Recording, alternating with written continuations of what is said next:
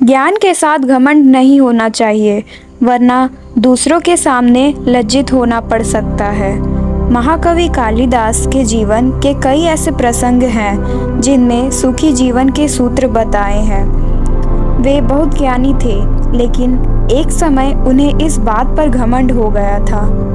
इसके बाद एक महिला ने उन्हें समझाया कि ज्ञान के साथ घमंड नहीं होना चाहिए। यहाँ जानिए पूरा प्रसंग। प्रचलित प्रसंग के अनुसार एक दिन महाकवि कालिदास एक नगर से दूसरे नगर जा रहे थे। रास्ते में उन्हें प्यास लगी। वहीं उन्हें एक कुआं दिखाई दिया। वहां गांव की एक महिला पानी भर रही थी। कालिदास ने महिला से कहा कि मुझे प्यास लगी है, कृपया पानी दीजिए। महिला ने कहा, मैं आपको नहीं जानती हूँ, कृपया आप अपना परिचय दें, इसके बाद मैं पानी दे दूंगी। कालिदास को अपने ज्ञान पर घमंड था। उन्होंने अपना नाम न बताते हुए कहा कि मैं मेहमान हूँ। महिला बोली कि आप मेहमान कैसे हो सकते हैं? संसार में सिर्फ दो ही मेहमान हैं, एक धन और दूसरा यौवन। गांव की महिला से बात सुनकर कालिदास हैरान रह गए।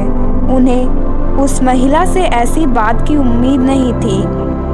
वे फिर बोले कि मैं सहनशील हूँ।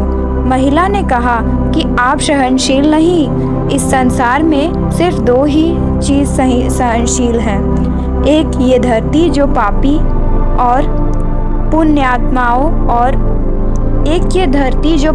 पुण्यात्माओं का बोझ उठाती है, हमें खाने के लिए अनाज देती है। दूसरे सहनशील पेड़ हैं जो पत्थर मारने पर भी फल ही देते हैं।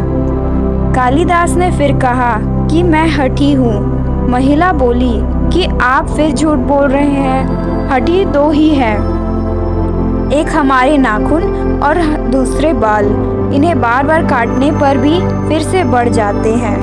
महिला से ऐसी ज्ञान वाली बातें सुनकर कालिदास हार मान गए और बोले कि मैं मूर्ख हूँ। इस पर महिला ने कहा कि मूर्ख भी दो ही हैं, एक राजा जो बिना योग्यता के भी सब पर राज करता है, दूसरे दरबारी जो राजा को खुश करने के लिए गलत बात पर भी झूठी प्रशंसा करते हैं। अब कालिदास महिला के चरणों में गिर पड़े और पानी के लिए याचना करने लगे। तभी महिला ने कहा, उठो वत्स। कालिदास ने ऊपर देखा तो वहाँ देवी सरस्वती खड़ी थी। देवी ने कहा कि शिक्षा से ज्ञान मिलता है, न कि घमंड। तुझे अपने ज्ञान का घमंड हो गया था, इसलिए तेरा घमंड तोड़ने के लिए मुझे ये सब करना पड़ा। कालिदास को अपनी गलती पर पछतावा होने लगा। उन्होंने देवी से क्षमा याचना की। देवी प्रसन्न होकर अंतर्ध्यान हो गई। इसके बाद उन्होंने कभी घमंड नहीं किया।